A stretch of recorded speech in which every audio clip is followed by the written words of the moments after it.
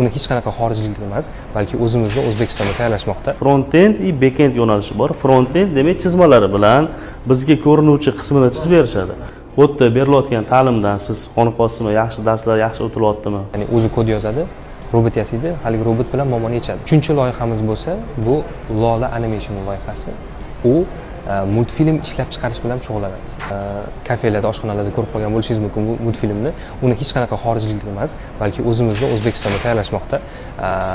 Lulu Nana deb qidiradigan bo'lsangiz, YouTube'ga ham mana shu multfilmlarni ko'rishingiz mumkin. Hurmatli ota-onalar, mana bugun Najot ta'limni sizlar uchun obzorini qilishga harakat qildik. Kamchiliklar bo'lgan bo'lsa uzr so'raymiz. Tanlov endi faqatgina sizlarda qoldi. Farzandinglarni Najot ta'limga berasizlarmi yoki boshqa o'quv markazlariga berasizlarmi? To'g'ri tanlov qilishinglardan umidvormiz. Shuni esdan chiqarmanglar. Najot faqatgina ta'limda. Farzandinglarga bugungi kunini ertaga qaytarib bera olmaysizlar. To'g'ri tanlov qilishinglarni so'rab qolamiz. Xayr, salomat bo'ling.